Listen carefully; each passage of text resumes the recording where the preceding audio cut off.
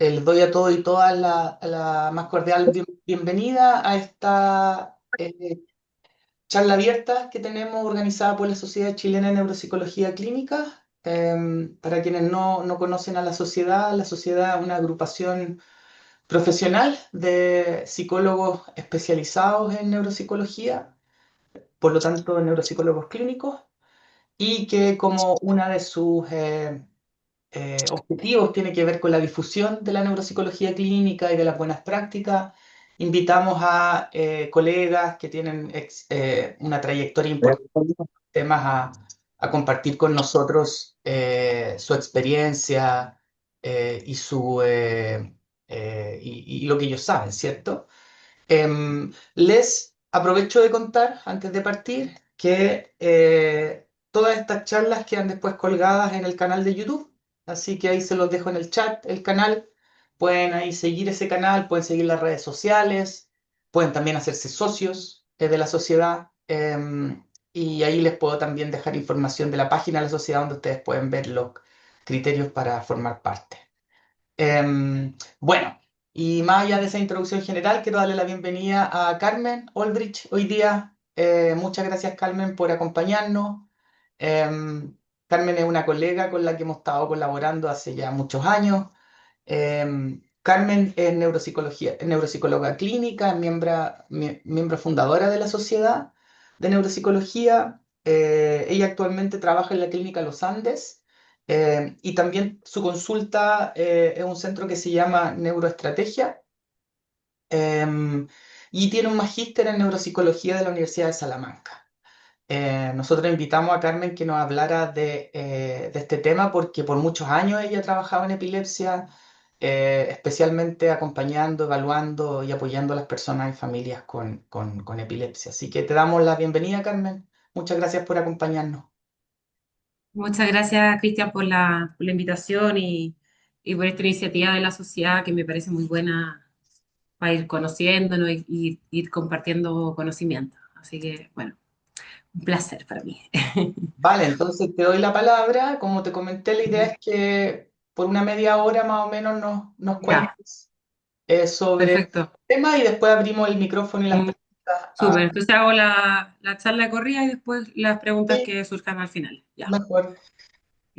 Bueno, Cristian ya me presentó. Yo soy neuropsicóloga clínica y vamos a conversar hoy día el tema del abordaje de o sea, el abordaje o sea, el rol de la neuropsicología en el abordaje de epilepsia, ¿ya? Es un tema, les puedo decir, muy entretenido. Em, que vamos a ver 5 puntos hoy día.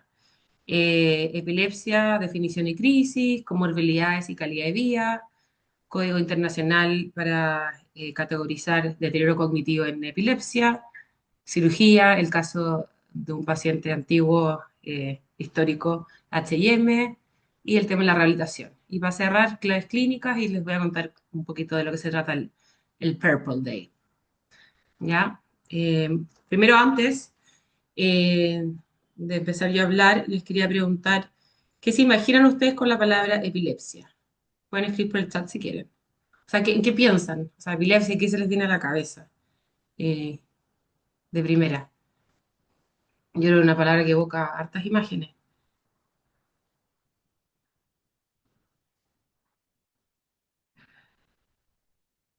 Pueden abrir el micrófono o escribir por el Sí, por el chat. chat o por el audio. Hola, ¿qué tal? Me estoy integrando hace poco. Un gusto. Hola. Andrea por aquí. Ujú. ¿Queréis comentar, Andrea, respecto a cómo qué se te viene a la cabeza con la palabra epilepsia? Bueno, yo creo que cuando uno imagina, en mi caso, mi hermana tiene epilepsia, así que tengo mucho que decir. Ah, Pero, claro, uno como que se imagina a la persona típica que se desmaya y empieza a convulsionar, como lo más fuerte del síntoma, pues en este caso la parte tónica clónica, pero sin más allá, sin ir más allá del concepto. Claro, una persona que convulsiona y que es algo inesperado, po, que no, eso es claro. como lo que más creo que es cierto que no Sí. tiene no hay control en eso. ¿Tu hermano tiene ese tipo de crisis o no tiene ese tipo de crisis? Las tónicos Sí, pues, clónicos. sí, mi hermana tiene epilepsia tónica clónica, la generalizada, pues, la que le dicen Ah, ya, antiguamente el gran mal. ya, perfecto. Sí, porque en el fondo ese es un tipo de crisis que le pasa a algunas personas, pero la epilepsia es mucho más amplia que esa crisis que conocemos de las películas, Claro, que es la convulsiva. Entonces, también hay como mucho mito, mucha creencia respecto a la epilepsia. La epilepsia es muy variada, muy distinta también dependiendo en qué persona se presenta, a qué edad la vida se presenta. Ay, gracias por compartir tu experiencia. Y bueno, le hacía esta pregunta porque en el fondo, en tu caso, claro, tu hermano efectivamente tiene ese tipo de crisis, pero las crisis son mucho más variadas de lo que uno puede tener como estereotipado por las películas o por las noticias que uno ha visto. Hay crisis de epilepsia que pueden pasar desapercibidas para los ojos de los demás. Entonces, las que llaman la atención son esas que, bueno, que la persona convulsiona, se cae al suelo, pierde la conciencia. Vamos, entonces, sobre las crisis, claro, comienzan de repente, duran poco y terminan solas, como que son autolimitadas. Excepto, bueno, o sea, un estatus que ya habría que hospitalizar y la persona habría que ayudarle a controlarla, a detener esa crisis. No siempre implican convulsiones, algunas generan desconexión, confusión, dificultades para hablar, o sea, los síntomas pueden ser distintos. O sea, a veces la persona se queda, como las crisis de ausencia, se queda como pegada mirando algo, que puede decir, bueno, se distrajo, pero en verdad está con una crisis. O de repente puede generar una sensación de angustia, o sea, en- hay muchos síntomas que no necesariamente uno se va a dar cuenta que la persona está presentando una crisis. Y cada persona puede tener distintos tipos. O sea, no una persona no solamente va a tener, puede tener un tipo de crisis, puede tener varios tipos de crisis. Pero en general dentro de esa persona se va a repetir como un patrón, como un tipo de crisis. Y no siempre se generan lesiones ni se requiere hospitalización. ¿Ya? Yo creo que también hay con mucho miedo social de qué hago con la persona cuando tiene una crisis, porque no sabemos, no nos han educado de cómo reaccionar y qué hacer frente a una crisis de epilepsia.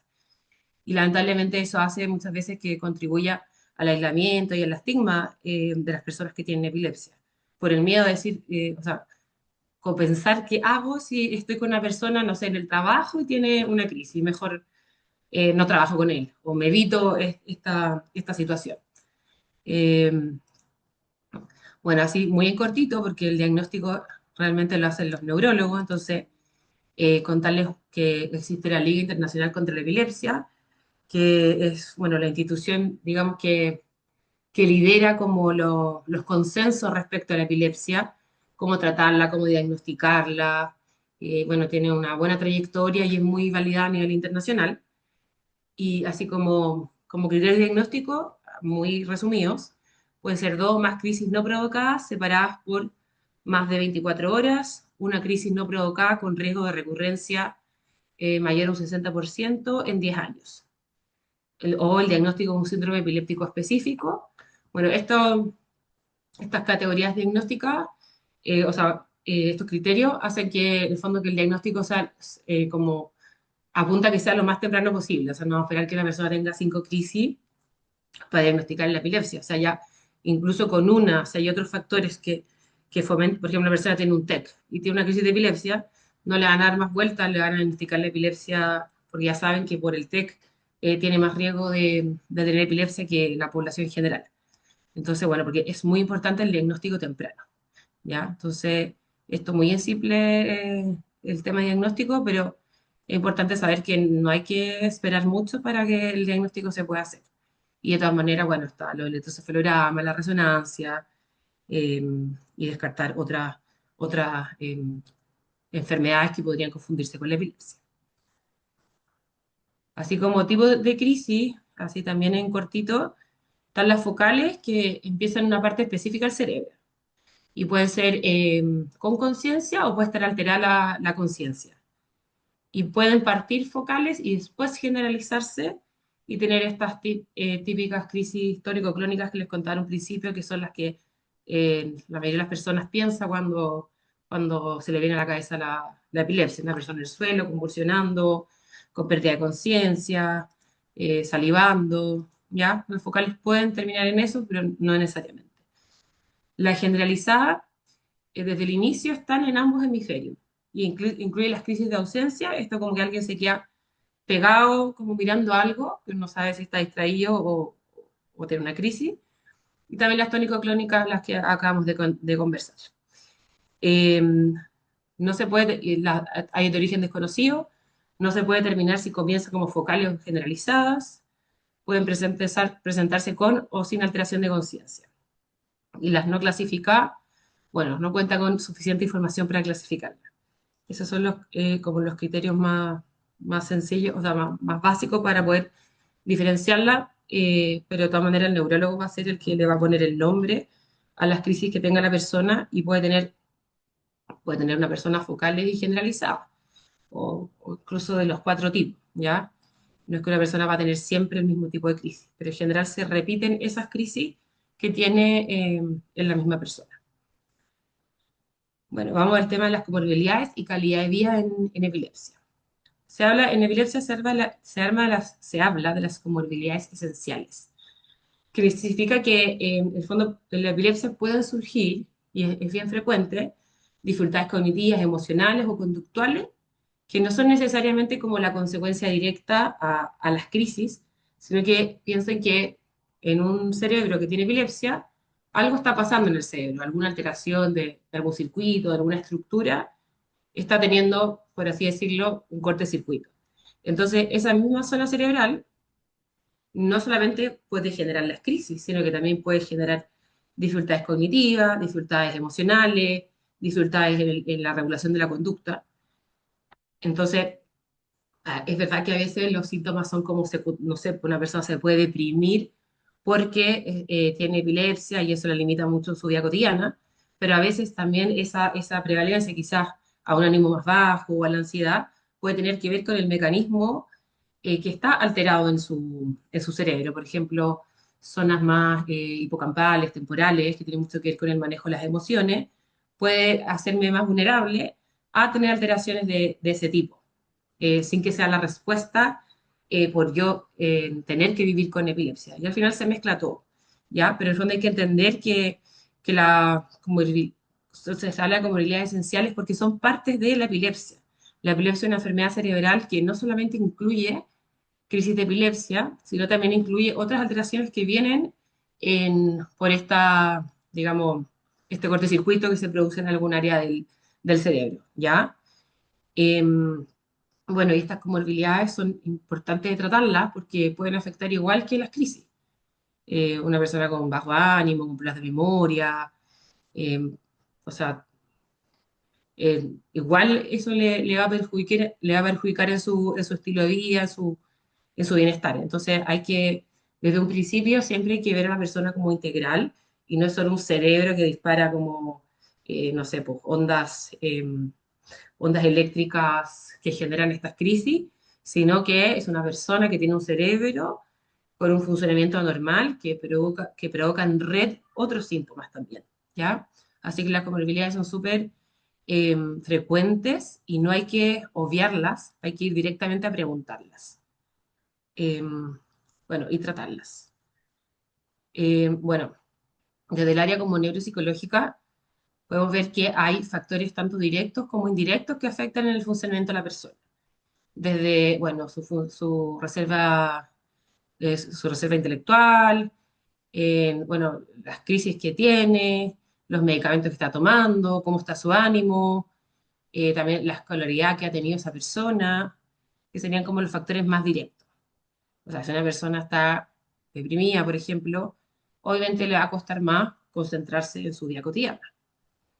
Otro factor entonces sería como bueno, el bienestar emocional, las características de la epilepsia, factores culturales del ambiente de la persona, si es que esa persona está rodeada de un ambiente que en el fondo que manifiesta estigmas de la epilepsia o no.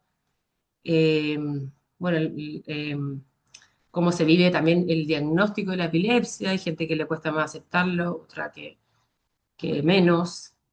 bueno, características personales, la edad, el sexo y también cómo es o sea, la capacidad de ser soporte de la familia, el funcionamiento de la familia. Entonces, todo esto va a influir al final en cómo funciona la memoria, la atención y cómo es la conducta de la persona. Entonces, la verdad es que no le podemos echar la culpa solamente a las crisis, sino que hay todo un espectro de variables que van a influir en cómo la persona se desempeña en su día a día desde el área neuropsicológica. Entonces, hay que también entender la calidad de vida como algo mucho más allá de las crisis.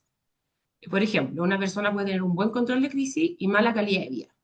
¿Por qué? Porque, bueno, con los medicamentos anda bien, no tiene más crisis, pero tiene problemas de memoria, los medicamentos le producen efectos adversos, en su entorno existe estigma social y aparte tiene síntomas de ansiedad y depresión. Entonces no tenemos que asumir que porque la persona está libre de crisis, chao, te veo, no sé, una vez al año, está ahí bien. Puede tener otros síntomas que es importante tratar. Y lo mismo, una persona puede tener un mal control de crisis, a pesar de que está con los fármacos, es resistente, o sea, fármaco resistente a su epilepsia y, eh, bueno, no se puede controlar completamente, pero sí la persona tiene una aceptación de la epilepsia, siente que también tiene una capacidad de control sobre la epilepsia, en el sentido de que si la persona siente que igual puede como influir en su epilepsia. Depende de cómo duermo, cómo me organizo en el día a día, cómo me siento, mis emociones pueden, o sea, mis crisis pueden venir más o menos, ¿ya? Y no solamente algo que me viene, sino que también algo yo hasta cierto punto puedo percibir o controlar. Y adecuada gestión del estilo de vida, o sea, personas que obviamente tienen un estilo de vida más saludable, también pueden tener una mejor calidad de vida, incluso en, teniendo las crisis todavía activas. Y el apoyo familiar, el apoyo del entorno social, también va a influir mucho. Entonces la calidad de vida es mucho más amplia que exclusivamente el control de crisis. Entonces se deben considerar las comorbilidades esenciales de la epilepsia y el impacto de la epilepsia en la salud global de cada persona. Hay que mirarlo como mucho más amplio. Y hay una direccionalidad al final, pues, o sea, uno dice como el huevo o la gallina, o sea, la epilepsia le produjo el desánimo la predispone a presentar más crisis. Una persona está más deprimida, más estresada y ya tiene el diagnóstico de epilepsia, puede ser mucho más proclive a tener más crisis. Y cuando la persona está más controlada, más regulada, desde lo emocional puede ser que eso ayude al control. Entonces al final, bueno, son factores bidireccionales, no podemos decir que uno manda al otro, sino que entre los dos se, se influyen. Bueno, acá contarles, después igual se los puedo compartir, pero que ya hace unos años hicimos con un equipo de la Chile una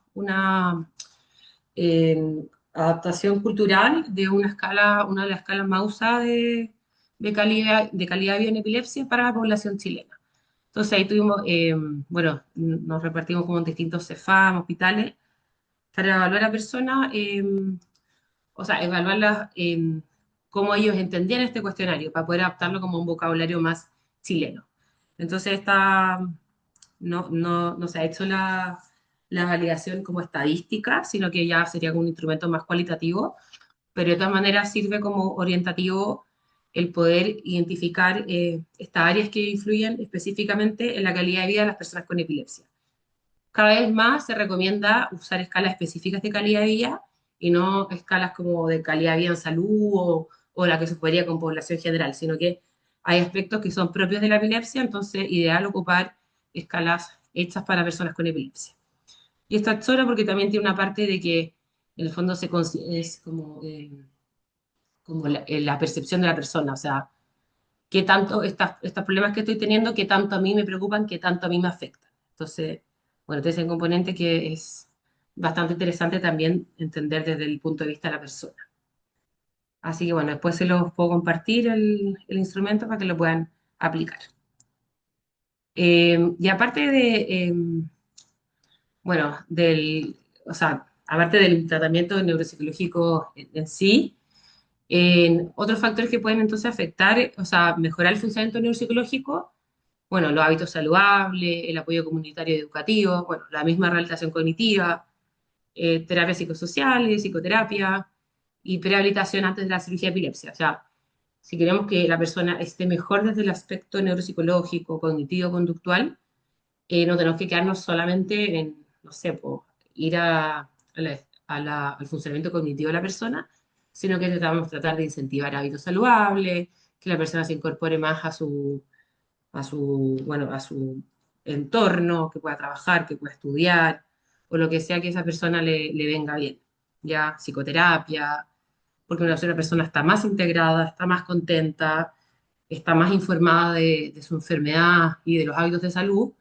eh, también va a estar entonces eh, con mejor capacidad atencional, con mejor memoria, porque al final está todo unido. O sea, la estructura física y emocional son el soporte para nuestra cognición. Entonces, si cuidamos la salud física y emocional de los pacientes, también vamos a estar cuidando su funcionamiento cognitivo.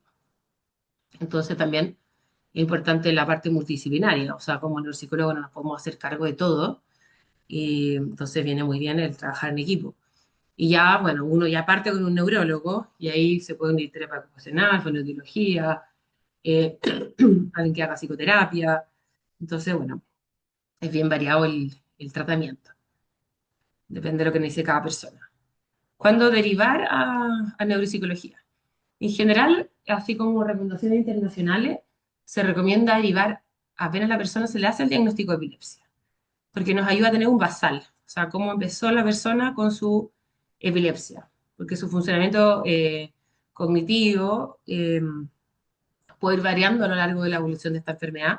Entonces es importante, bueno, poder tener una línea base y también identificar al tiro si hay algún área que está afectada, poder empezar a tratarla lo más temprano posible.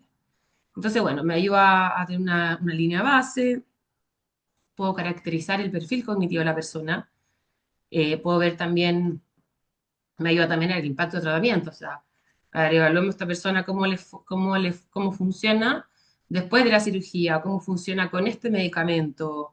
Entonces puedo ir probando si es que los tratamientos van teniendo algún efecto, ¿ya? También puede ser después de, no sé, po, un proceso de rehabilitación o un proceso con terapia ocupacional.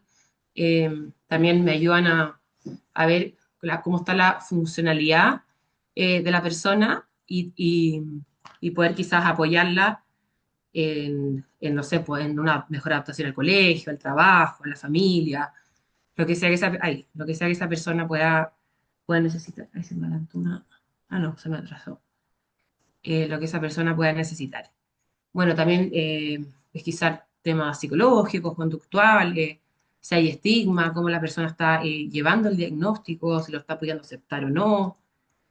Y bueno, seguimiento a largo tiempo, porque en el fondo es una enfermedad que va evolucionando con la persona, entonces ver también cómo esta enfermedad se va comportando y va afectando distintas áreas desde el punto de vista neuropsicológico.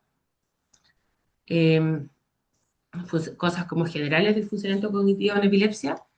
Bueno, los niños con trastorno del desarrollo tienen mayor riesgo de epilepsia, ¿ya? Y a la vez la epilepsia puede alterar el desarrollo cerebral. O sea, como el huevo de la gallina, pero claro, si una persona tiene un trastorno, un niño tiene un trastorno del desarrollo, no significa que vaya a tener epilepsia, pero sí hay más riesgo, ¿ya?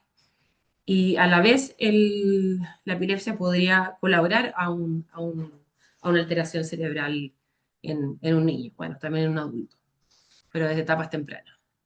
En general, los adultos con epilepsia tienen mayor riesgo de demencia, y especialmente si ya llevan como un panorama largo con la epilepsia. Si llevan muchos años de epilepsia, también te va a influir en la evolución de esa epilepsia, tienen mayor riesgo de demencia. Se ha visto que hasta un 70% de adultos con epilepsia recién diagnosticados ya presentan algún déficit cognitivo, o sea, ya están con problemas de memoria o ya, no sé, les molesta algo en el lenguaje. Entonces, entendiendo que hay mecanismos subyacentes en el cerebro que se empezaron a manifestar con la epilepsia, pero quizás antes ya había algo, no sé, puede haber una malformación, una displasia, que estuvo silenciosa desde el punto de vista de las crisis, pero ya está afectando en otros aspectos. Eh, bueno, lo que sería distinto, por ejemplo, si una persona tiene un TEC porque ya sería algo plenamente adquirido, pero muchas veces las personas ya tienen algo subyacente que llama la atención con las crisis, y ahí es cuando la persona, bueno, quizás puede entender otros problemas que estaba presentando. Eh, bueno, la epilepsia se considera actualmente como una enfermedad de redes cerebrales. O sea, por más que sea focalizada la epilepsia de alguien, igual va a alterar a nivel general el cerebro y hay que estar atento a eso. O sea, el cerebro ya se ha visto que no funciona como, no sé, como cajones separados, sino que es una conexión. Entonces, si hay un problema en algún área del cerebro, inevitablemente pueden haber otras áreas que se pueden afectar o que se pueden desconectar. Vamos a ver el tema de, bueno, o sea, los fármacos anticrisis o antipilépticos son el tratamiento principal para controlar las crisis de epilepsia. O sea, si alguien está con crisis de epilepsia, tiene que tomar fármaco anticrisis. Eh, y la idea es que haya como, o sea, que sea un uso adecuado para reducir la carga cognitiva asociada a crisis frecuentes. O sea, hay que, o sea, o sea, la idea es poder controlar las crisis porque las crisis también pueden afectar lo cognitivo, pero también que los fármacos afecten lo menos posible lo cognitivo desde el punto de vista de efectos secundarios que pueden tener. Entonces, bueno, de todas maneras eso lo tiene que ver un doctor, un neurólogo, y los efectos secundarios cognitivos varían entre, bueno, el tipo de fármaco, la dosis, monoterapia versus politerapia, la persona, el estado de ánimo y el funcionamiento clínico de la persona en general. O sea, si una persona que está sana, que anda bien por la vida, probablemente el efecto adverso del medicamento no va a ser tanto versus una persona que ya carga con hartas enfermedades crónicas o quizá anda con una depresión o vive en un entorno muy estigmatizante. Entonces, también los fármacos van a influir distinto en cada persona. Y los efectos como más comunes de los fármacos anticrisis, eh, dificultades en la memoria, reducción de atención y velocidad de procesamiento, menor fluidez verbal, alteraciones ejecutivas que no es que siempre pasen, sino que a veces pueden pasar, pero lo importante es tener conciencia para poder ir monitoreando. Y también la persona sepa, entonces, si es que algo le pasa, que pueda relacionarlo al fármaco y se pueden ir haciendo las modificaciones necesarias. Hay medicamentos que tienen mayor riesgo de efecto cognitivo y otros que tienen menor efecto cognitivo. Es importante saber que igual es el equilibrio es variado en cada persona. O sea, un fármaco que tiene alta probabilidad de generar problemas cognitivos, una persona en particular no genera tanto problema cognitivo y genera muy buen control de las crisis. Entonces, tampoco hay que estigmatizar o como cerrarse un fármaco, va a depender caso a caso, pero así como hablando en general, el topiramato, sonazidamidas, benzodiazepinas, barbitúricos, levetiracetam, tienen mayor probabilidad de efectos cognitivos adversos, y la lamotrigina, la glucosamina, la oxcarbazepina, el eliscarbazepina, el ácido valproico, son, digamos, más amigables desde el área cognitiva, ¿ya? Pero esa pega igual hay que dejársela al neurólogo y uno va monitoreando en conjunto, pero no va a ser nosotros los que vamos a elegir el medicamento, ¿ya? Y bueno, viene individualizado para cada persona. Después, bueno, algo que pasa frecuentemente es que, bueno, no solamente en la epilepsia, sino que en distintos, bueno, pacientes que vienen a una consulta de neuropsicología, que muchas veces lo que reportan no se condice con los resultados objetivos. O sea, no, tengo problemas de memoria, se me olvida todo, mi concentración es terrible y las pruebas le daban, por ejemplo, súper bien. Entonces, dije, chuta, ¿qué pasa acá? Bueno, por lo menos en el caso como puntual de la epilepsia, hay que considerar la influencia de los fármacos, la presencia de síntomas psiquiátricos, también, por ejemplo, tébulas de memoria, pero de repente quizás es más un tema de acceder a las palabras que la memoria misma, que es muy frecuente que se confunda. También, por ejemplo, problemas de atención. Entonces, la persona no es que, eh, o sea, tenga problemas de memoria, sino que a la base hay un problema atencional que puede explicar los problemas de memoria que la persona tiene en la vida cotidiana. Y de todas maneras también va a influir el estilo de vida, si la persona está durmiendo bien o mal. Por ejemplo, tiene crisis nocturna, o sea, de más que le cueste mucho más funcionar desde la memoria, aunque como que el funcionamiento de la memoria en sí esté bueno, procesar la información de un día para otro se le hace difícil porque en la noche no van a suceder esos digamos, eventos fisiológicos naturales que hacen que una persona pueda consolidar los recuerdos de un día para otro. Eh, Así que bueno, pues no es raro que esté esa discrepancia, lo que sí que hay que saber identificar qué es lo que es, para que, a ver, vamos a cambiar el fármaco, vamos a manejar mejor el ánimo, vamos a trabajar más en el lenguaje, vamos a mejorar el sueño, lo que sea, ¿ya? Ahí como de repente es difícil distinguir, pero por lo menos ir abriéndose a que no todo es puramente cognitivo, sino que se cruzan muchas variables posibles en el camino para, por ejemplo, decir, tengo problemas de memoria. Vamos a ver esta, que es la clasificación internacional de trastornos cognitivos en epilepsia.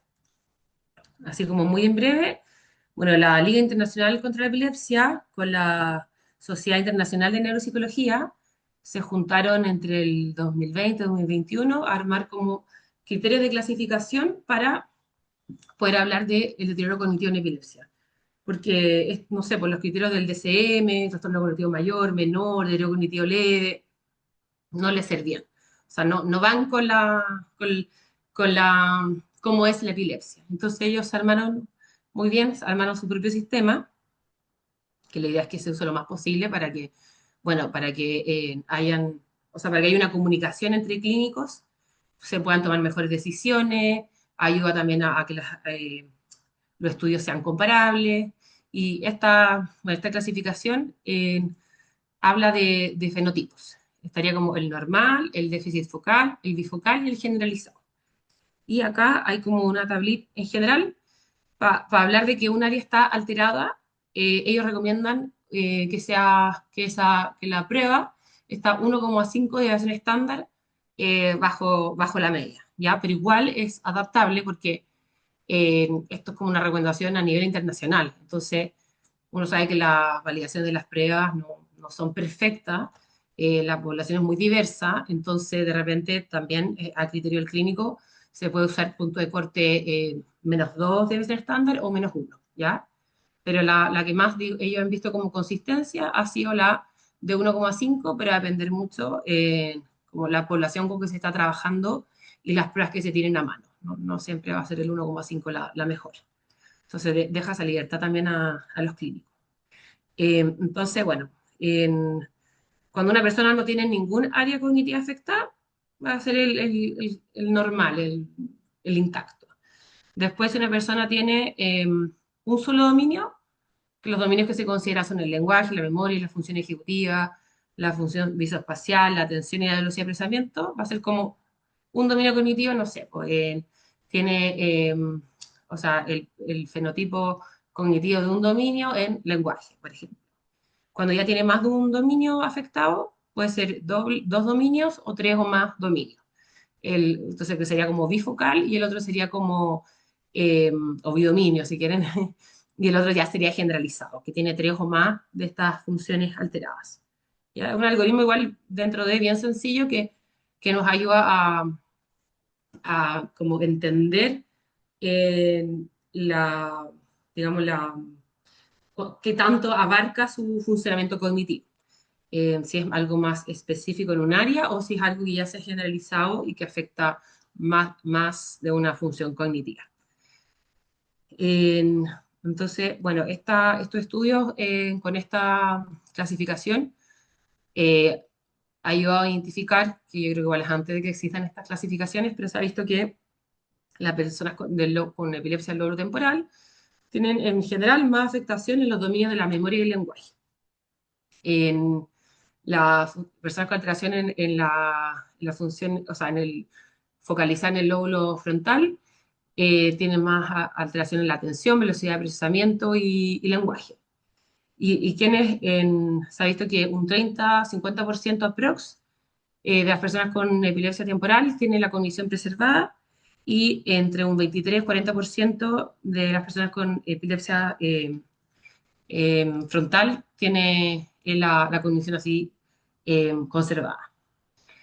Y bueno, acá está, y el generalizado, que sería tres o más funciones cognitivas afectadas, en general tienen estas características comunes.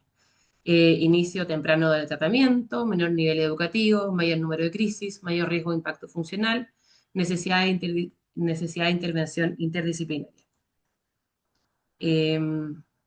Bueno, acá se recomienda usar 2 pruebas por dominio cognitivo. Y si es que no tengo 2 pruebas para evaluar ese dominio cognitivo, puedo usar como dos ítems dentro de la misma prueba. Y en general cuando se habla de memoria se habla de la memoria verbal, no de la memoria visual, porque la memoria verbal es mucho más consistente para la localización. O sea, la memoria verbal está mucho más relacionada al lado izquierdo, al hemisferio izquierdo, que la memoria visual o no verbal eh, al hemisferio derecho. Bueno, acá hay un ejemplo, voy a pasarlo un poco rápido, estoy dando cuenta que, bueno, he hablado, o sea, que me queda y he hablado, me falta presentación, así para hablarle de otros temas. Bueno, yo creo que algunos ya han escuchado el caso de H&M, pero fue un paciente que en 1953 lo operaron y le hicieron, en esa época obviamente era algo más experimental, había menos herramientas de neuroimagen y de entendimiento de la epilepsia. Entonces al final se le sacaron los dos lóbulos temporales, mediales. Y esta persona, bueno, ni siquiera logró un control total de las crisis, pero mejoró y sí quedó con problemas cognitivos severos, perdió la memoria explícita, no podía almacenar nuevos conocimientos, pero sí podía adquirir habilidades motoras, como memoria más implícita. Eh, bueno, este caso que fue como muy, bueno, que ha sido muy emblemático en la historia de la neuropsicología, nos ayudó primero a entender que la memoria es un proceso separado de otras funciones cognitivas, o sea, él intelectualmente o desde el área, digamos, de DCI o también en las funciones atencionales, ejecutivas, andaba súper bien. Era la memoria como muy específica lo que había sido afectado. Y él, en el fondo, podía recordar eventos del pasado como anterógrado, o sea, retrógrado, pero a aprender nuevas cosas no lo lograba, desde, por lo menos desde el punto de vista explícito. Entonces, bueno, se vio que es como el rol del hipocampo para convertir la memoria de corto plazo a largo plazo. O sea, él podía mantener una conversación con alguien, pero después, no sé, a los 10 minutos, no acordarse que había conversado con esa persona. Entonces, bueno, cuando se daña la conexión del hipocampo, o sea, cuando se daña el hipocampo, también se daña esta conexión de poder pasar algo a corto plazo a pasarlo a largo plazo, más duradero. Bueno, acá están los sistemas de memoria y acá están, bueno, está H&M, está el cirujano que lo operó y está Brenda Milner, que es una neuropsicóloga canadiense que, bueno, participó muy activamente evaluando H&M y tratando de entender los procesos de memoria. Entonces, una neuropsicóloga muy relevante en la historia de nuestra disciplina. Bueno, algo muy entretenido que hicieron es que después, ya con el cerebro de H&M, lo guardaron y después lo laminaron, o sea, lo metieron en el, qué sé yo, en el formol, lo laminaron y con todo un sistema de tecnología pudieron como reconstruir la parte del hipocampo que había quedado. Se dieron cuenta que no le habían extraído completamente los hipocampos, sino que el hipocampo posterior, la parte del hipocampo posterior izquierdo no fue removida quirúrgicamente.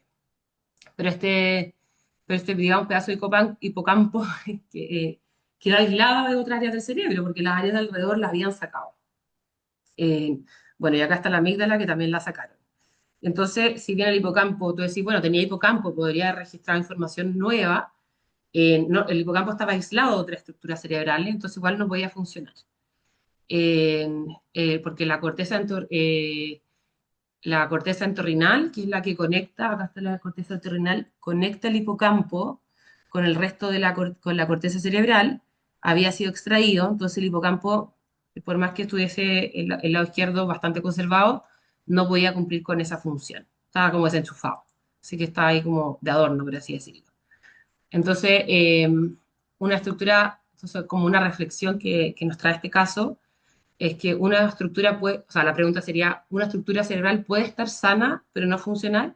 ¿Por qué? ¿Cómo cambia tu forma de pensar el daño cerebral si consideras el cerebro como una red y no solo como partes separadas? A veces la persona se pegó en un área específica del cerebro, pero esa área del cerebro se conecta con otras áreas del cerebro y no puede llegar la comunicación a esa otra área. Entonces yo puedo quizás ver a nivel como estructural, está bien veo la estructura sin ningún daño, pero en verdad no se está conectando bien con el cerebro, hay que pensar también a nivel funcional, no solo como a nivel, o sea, hay que pensar a nivel de red, de funcionalidad, no solamente a nivel de estructura. Bueno, contarles cortito, No sé, Cristian, que si queréis que, siento que ya no voy a terminar igual, pero eh, ¿hablo un poco más o lo dejamos hasta acá? O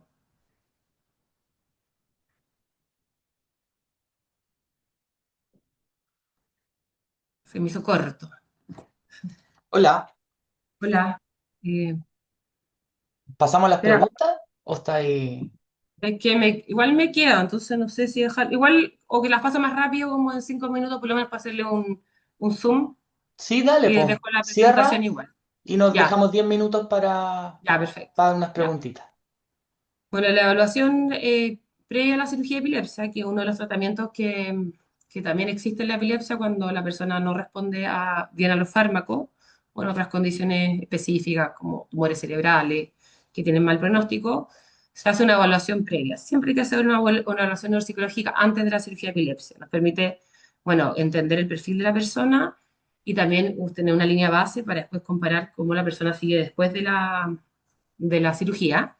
Y también lo que se recomienda en cirugía de epilepsia es que si yo veo que la persona tiene un riesgo de deterioro cognitivo, después de la cirugía es probable que se dañe tu memoria o tu capacidad de nominación de lenguaje, yo voy a empezar a prepararte, a prehabilitarte antes de que eso suceda.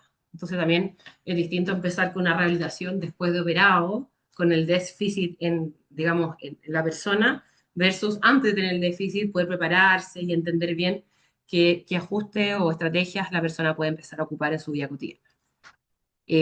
Bueno, la evaluación postquirúrgica en general se hace 6 12 meses después de la cirugía y tiene que ser igual de completa que la que se hace antes, ¿ya? Es importante entender que muchos como cambios se pueden haber hasta 5 años después de la cirugía, pero en general esos cambios son los más positivos, los cambios así como más de déficit, de deterioro, son durante el primer año. Después ya la persona se va ajustando también a esta nueva vida que le permite tener la cirugía, obviamente dependiendo de los resultados. Bueno, se han visto, hay formas como algoritmos.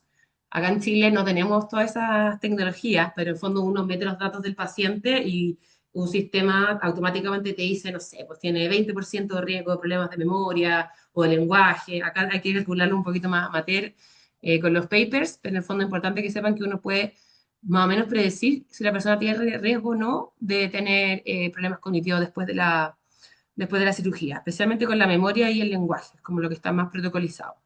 ¿Ya? Y hay personas incluso que tienen esta doble pérdida, que siguen con crisis y además tienen un deterioro cognitivo. Entonces es importante ser cauteloso en eso. Bueno, acá está un algoritmo para ver la persona qué riesgo a nivel de nominación podría tener.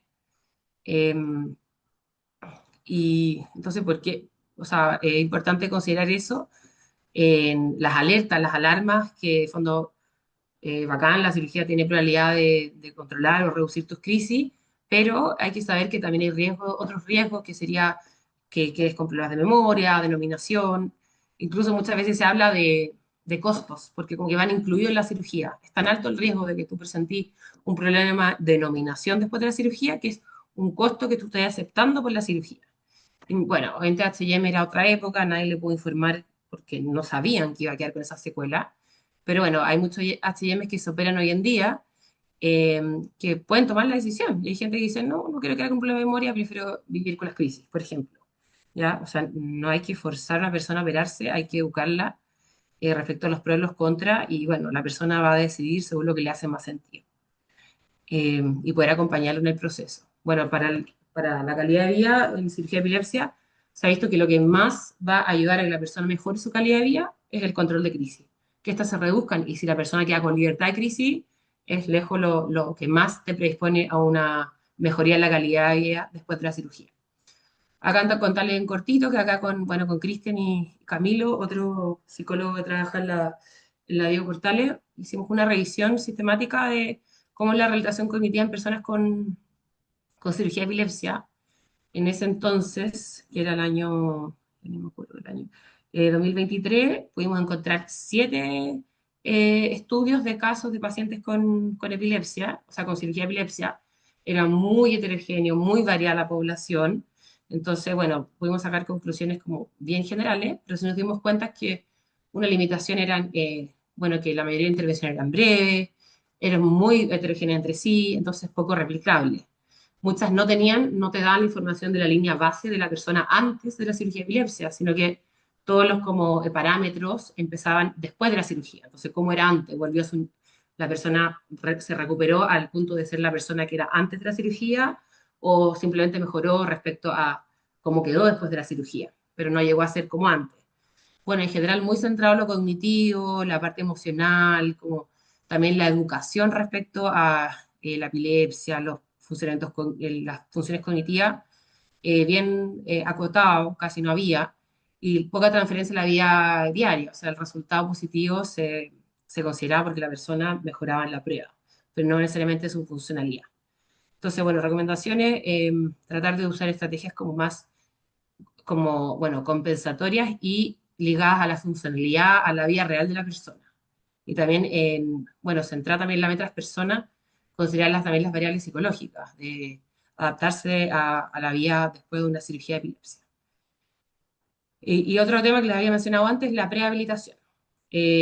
Bueno, que en el fondo la persona, uno estima los riesgos que pueden haber después de la cirugía y uno va educando en eso, va diciendo, ya, esto, no sé, el de memoria te puede afectar en tu casa, en tu familia, donde sea, y uno va generando estrategias desde antes para que la persona, en caso de quedar con esas dificultades, ya esté más preparado. Es como un kit que ya por lo menos viene avanzado, después se van reforzando, pero ayuda mucho poder hacerlo antes.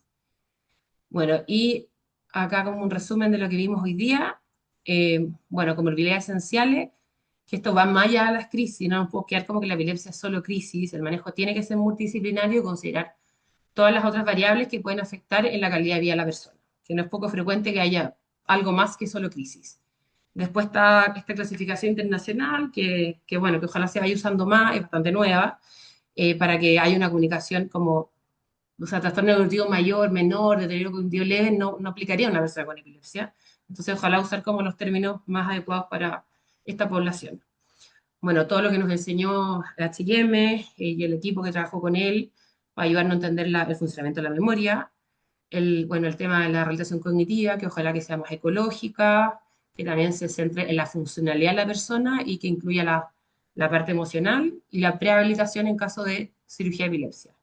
Y bueno, perdón, las banderas rojas, que en el fondo que tenemos que saber predecir, bueno, con la información que tenemos a mano, los riesgos cognitivos en cada persona de la cirugía. No podemos llegar y decir, bueno, te operas y no hablarle de los costos o riesgos cognitivos que podrían haber.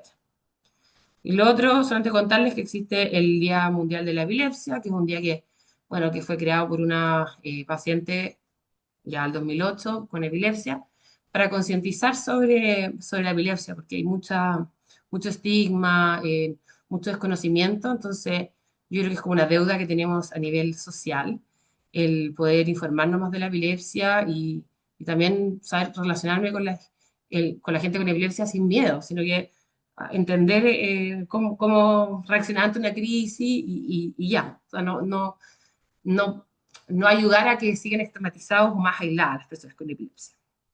Así que eso. Perdón, me alargué, pero todavía queda un ratito. Ya. Muchas gracias por esa presentación tan exhaustiva y estuvo muy buena. Fuimos ambiciosos y nos pasamos un poquito en el rato, pero la Carmen se paseó como por todos los temas re importantes. Así que aprovechemos el ratito que nos queda para hacerle algunas preguntas, po. ¿Quiénes pueden escribir las preguntas ahí en el chat? O pueden abrir el micrófono también, o levantar la manito. Hola, ¿qué tal? Hola. Carmen, te quería agradecer por el webinar, ¿no es cierto?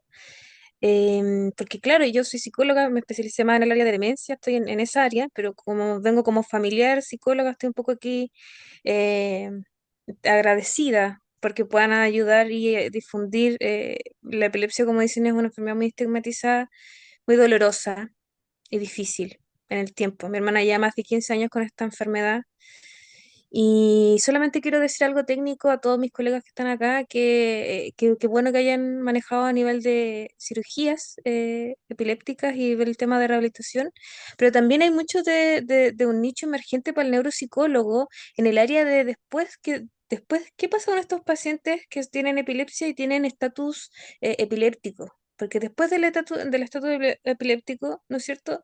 Surge esta rehabilitación que el neurólogo no lo ve, po. Lo ve la familia y a veces trabajan con kinesiólogo, pero hay mucha necesidad de neuropsicólogo. Hay mucho, ¿cómo se llama? Problemas a nivel de procesos cognitivos, de lenguaje, si sea el choque, por ejemplo, en el lóbulo temporal. Y claro, yo creo que hay un nicho muy importante de trabajo para estos tipos de pacientes con este estatus epiléptico y que nosotros también como profesionales de la salud nos podamos como informar, interiorizar para poder aportar antes de un estatus epiléptico sería muy bueno para estos tipos de pacientes, para también evitar ciertos riesgos, sobre todo cuando uno está en clínica. ¿No es cierto? Eso creo que sería algo que nos ayudaría un montón, porque evidentemente el estatus epiléptico es una línea muy delgada a que la persona también pueda fallecer. Es algo que no se dice mucho, ¿ya? O que ese daño que después viene del estatus, cuando la persona despierta por fin, son muy grandes. Hay personas que tienen que volver a caminar, tienen que volver a hablar, son niños. Entonces, todo eso para mí sería muy bonito, espero, y con la esperanza de que más adelante se pudiera ver todo lo que viene, más que con la cirugía, o sea, que me parece increíble, también con el estatus epiléptico. ¿Qué pasa después con estas personas que tienen estatus epiléptico y cómo podemos ayudarlos como neuropsicólogos? ¿No es cierto? Eso yo creo que sería muy bonito. Gracias, Andrea. Sí, pues efectivamente el funcionamiento neurológico de las personas hay que estar monitoreándolo siempre, no solamente porque se va a cirugía o incluso porque tuvo un estatus, debería ser como con cierta frecuencia. Y una persona cuando tiene, claro, un estatus, uno podría decir el equivalente a tuvo un accidente cerebrovascular o tuvo un TEC, porque efectivamente hay personas que quedan con una carga de secuelas muy importantes después del estatus. Entonces, ahí depende con las secuelas que quiera la persona, obviamente que hay que llevar a rehabilitación. Incluso alguien puede no tener un estatus de una epilepsia dentro de controlada, igual necesita rehabilitación y apoyo en algunas áreas cognitivas, entendiendo que es parte de la epilepsia presentar quizás dificultades cognitivas, a nivel emocional, conductuales, comparte estas comorbilidades esenciales. Entonces, que las personas de epilepsia de antes, ya desde el diagnóstico, bueno, conozco obviamente la posibilidad de tener estatus, ahí el manejo va a variar según el tipo de crisis que tenga cada persona, si tiene más o menos riesgos de estatus, y también, bueno, las consecuencias de un estatus en caso de haberlo, y si la persona antes del estatus ya presenta algún tipo de dificultad cognitiva, empezar a manejarlo desde un principio. Ahí, Súper. Había Tabitha, una mano arriba. Tabita. sí. Hola, quería hacer una consulta netamente como más bibliográfica quizá. Yo he visto varios pacientes que tienen epilepsia por el lugar donde trabajo, trabajo en un hospital público, y he tenido que evaluar algunos pacientes que están como postulando una cirugía por una epilepsia, porque son generalmente pacientes con crisis ya refractaria. Entonces, quería consultarte si has podido encontrar material, algo que puedas como recomendar para poder de alguna forma hacer una correlación entre el funcionamiento cognitivo esperable dependiendo del tipo de lesión o el tipo de epilepsia que tengan. Porque yo entiendo que claramente hay funcionamientos cognitivos que se salen un poco de la epilepsia, que tiene que ver con lo que tú planteabas, con síntomas psiquiátricos, con otras cosas. Pero limpiando un poquito el cuadro, ¿qué es lo esperable del funcionamiento cognitivo dependiendo del tipo de epilepsia que tenga la persona? Ya sea si tiene, no sé, epilepsia con daño ya frontal, con daño temporal, etcétera. Claro, siempre obviamente para ver el déficit hay que compararlo con la población general, porque por más que se entienda que una persona con epilepsia focal temporal izquierdo es más proclive a tener problemas de memoria verbal o lenguaje, es más esperable en esa persona, pero no es algo como normal, es un déficit, entonces hay que tratarlo. Así que siempre comparar con la población normal.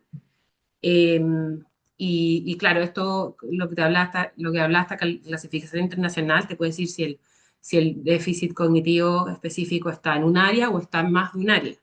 Entonces ahí depende eso, a dónde va a tener que centrar el trabajo. Pero ya que haya déficit en un área, que uno lo mide en relación a la población general, implica que hay un déficit. O sea, quizás más común en personas con epilepsia de tal tipo, o sea, las frontales son más del tipo atención, ejecutiva, y las temporales son más de tipo lenguaje, memoria, pero así todo, aunque sean más esperables, no son normales y siempre hay que, bueno, concientizar de eso y apoyar según lo que sea necesario.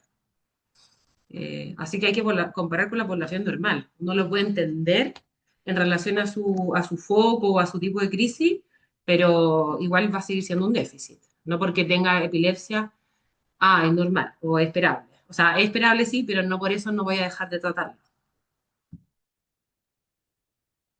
Muy No sé bien, si contesté. eso. Ah, ¿Te contestó ahí, Tabita? No, es que en realidad mi pregunta no iba enfocada en eso, iba enfocada en pedirte material como como bibliográfico. pruebas. No, lecturas para poder interpretar Lecturas, en ya. eso.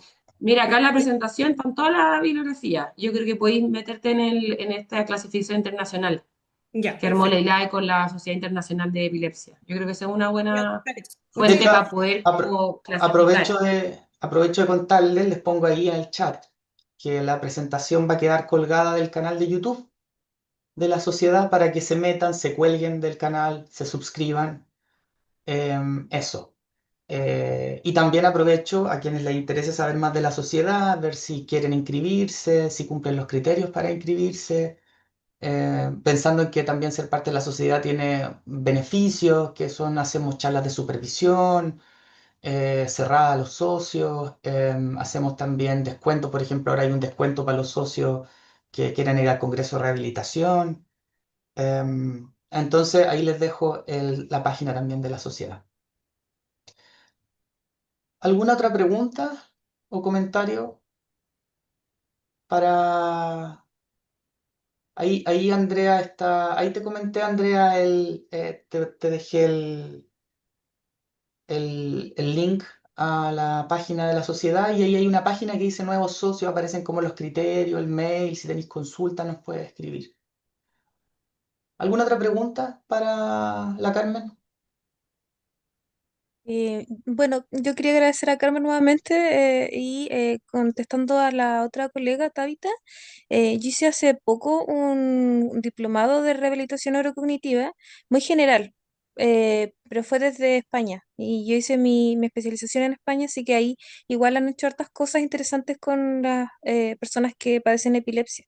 Y bueno, nuevamente agradecer este espacio que se está abierto, se está abriendo con esta enfermedad. Eso, muchas gracias. Vale. Andrea levantó la mano.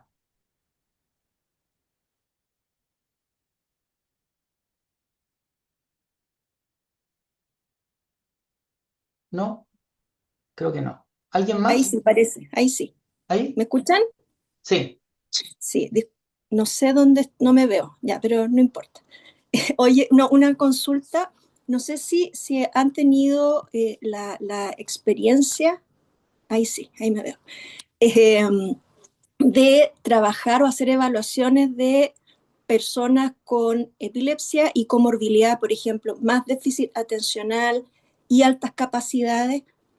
Eh, ¿Por qué pregunto? Porque me ha tocado así como en esta ocasión dos personas que están con, incluso una con indicación de cirugía porque está con una esclerosis hipocampal, entonces, y con crisis muy frecuentes.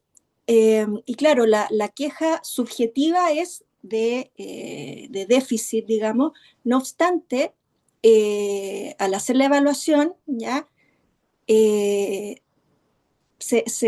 digamos, y por la historia y todo, claro, se nota que tiene altas capacidades, por lo tanto, salió en todas las pruebas promedio, ¿ya? Ahora, desde la clínica, obviamente los que estaban promedio bajo, en un límite o había algún desempeño disarmónico, claro, la interpretación, uno dice, bueno, probablemente eso pudiese estar asociado a estas quejas, digamos, que plantea. No obstante, si uno se rige por la estandarización y por lo estadístico, efectivamente no se vería ningún cambio. ¿ya? Y muchas de estas dificultades además son concordantes con el perfil de déficit atencional, ¿ya? Entonces, claramente, a veces los casos que tienen comorbilidad o incluso cuadros psiquiátricos, estoy pensando en la otra señora que tiene un TAP, tiene además un trastorno afectivo bipolar, eh, digamos ahí cuál es el desafío y digamos si hay alguna sugerencia respecto de qué cosas profundizar, si utilizar algunas otras pruebas adicionales, porque son casos bastante más complejos que hacen difícil como el diagnóstico diferencial estando compensadas. Claro, bueno, ahí siempre mirar en globo, o sea, entender en qué contexto emocional está la persona, los fármacos que está tomando, también el tipo de problema de memoria es quizás cuando se dan desde, no sé, porque empieza a tomar los fármacos, se dan más cuando tiene síntomas de crisis, son cosas como, de repente como así como más, como estas como dificultades para recordar quizá la propia historia, es como una historia más difusa, pero no son borrones, puede tener quizá algo más que ver con algo más psiquiátrico que algo de la epilepsia. Hay un paper que habla de esa distinción. A veces ahí no sé si lo cité acá, yo creo que sí, pero lo puedo igual compartir a Cristian para que lo comparta que, claro, te ayuda un poquito como pista de ver esto es más del área de vista, o sea, del punto de vista cognitivo puro, más del punto de vista quizás los síntomas ansiosos o depresivos, temas funcionales que se habla también. Y ahí el tema de las altas capacidades, ahí no te entendí, la paciente salía normal en las pruebas, pero tenía probabilidad de altas capacidades. O sea, por la historia, claro, altas Ya, capacidades y cuando se hace la evaluación aparece en todo normal, normal alto incluso, ¿ya? ya, Y en los que, bueno, la interpretación que yo hice es que en los que tenían normal bajo o promedio en el límite inferior, para mí, digamos, me hacían pensar que quizá por ahí, digamos, estaban las dificultades y eran concordantes con sus quejas. No claro. obstante, estadísticamente Mm, el perfil claro. era Claro, pero te hace intuir parejito. de que la persona antes hubiese tenido un mejor desempeño a nivel de pruebas. Por supuesto, se Eh, hablaba como 4 idiomas, es estudió importante 3 carreras, claro, o o sea, sea, a construir historias, si la sí, persona cosas que hacía antes ya no las puede hacer, y sí, también entender que las altas capacidades no siempre se expresan en las pruebas, de repente solamente se también, expresan en el funcionamiento de la persona. Si tú exacto. puedes, no sé, desde el colegio evaluar a estudiantes, y Sí, hay alguien que tiene puro 7 le va increíble, y no tiene un 6 de sí, extremadamente alta capacidad. Entonces, sí, el diagnóstico de alta capacidad no se hace exclusivamente con las pruebas. Entonces, sí, eh, quizás su alta capacidad no estaba como desde nunca, digamos, puesto en las pruebas, sino que tiene más que ver con su creatividad, con su productividad, con otras variables que se han visto más desarrolladas en las personas con altas capacidades, sí, o que la persona efectivamente sí hubiese tenido un mejor rendimiento cognitivo en las pruebas y que había tenido algún declive funcional, mm, que ya no tiene la misma rapidez para hacer o pensar como antes. Depende exactamente. en qué área también sea su alta capacidad. Pero claro, ahí está como mirar lo funcional Mm, y también no descartar que una persona puede ser muy exitosa y no necesariamente tener un coeficiente intelectual muy sobresaliente.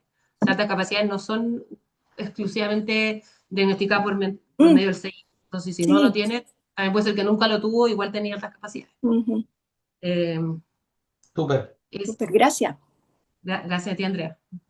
Súper interesante también la pregunta porque yo creo que instala una cosa que es súper importante para nuestra sociedad y para las buenas prácticas que estamos tratando de inculcar y es algo que hemos ido aprendiendo con el tiempo y es que la evaluación psicométrica no es la última palabra. Los neuropsicólogos clínicos no somos psicometristas. Entonces, el puntaje de un test, como señalan los colegas, no es lo que define que tiene un paciente o no. Eso siempre es un juicio clínico.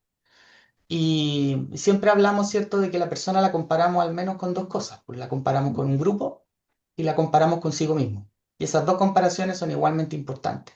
Y en base a ellas tomamos decisiones. Y los casos que Andrea, no, que Andrea señalaba, ¿cierto? Como estos casos de comorbilidad neuropsiquiátrica, yo creo que ponen en evidencia otra cosa, porque es que nosotros no somos neuropsicólogos. somos neuropsicólogos clínicos. Eso significa que primero que cualquier cosa, sabemos mucho de clínica y de psiquiatría y que por lo tanto tenemos las habilidades clínicas para poder hacer esos diagnósticos difíciles. Aquí implica saber de TAP, saber de esquizofrenia, saber de Como todas tenemos estas que cosas, formarnos. O ¿cierto? sea, Y eso es algo que deberíamos, tenemos que ir aprendiendo. claro, Eh, no descuidar ese lado. es un lado que en Chile, yo creo que en Chile hemos tenido más la tendencia a que los neuropsicólogos parten primero pasando pruebas y como testeando. Y como que después se empiezan a agarrar como más carrete clínico. Pero el objetivo siempre tiene que ser ese, es el estándar al que estamos apuntando, ¿cierto? Que seamos buenos clínicos y sepamos de neuro. Mm. Ya, estamos en la hora, así que vamos a ir cerrando. Carmen, muchas gracias por esta charla, la vamos a revisar, va a quedar ahí colgadita al canal. Y los dejo a todas y todos invitados a continuar siguiendo la página para que vean qué otras charlas tenemos en nuestras redes sociales. Estamos tratando de hacer una vez al mes o cada 2 meses una charla abierta. Y si tienen otras consultas o dudas, nada, pues nos escriben. Así que muchas gracias y sobre todo a ti, Carmen, por compartir todo tu carrete con nosotros. Gracias. Me quedo con ganas de hablar más, pero, No, súper pero bien. va otra invitación de nuevo. Así que Sí, nos ya, vemos, que sí, estén bueno, todos y muchas todas gracias a todos bien. por escucharme y por ahí haber participado. Que estén muy bien. Chao, que estén bien. Chao. Chao a todos, chao, Cristian.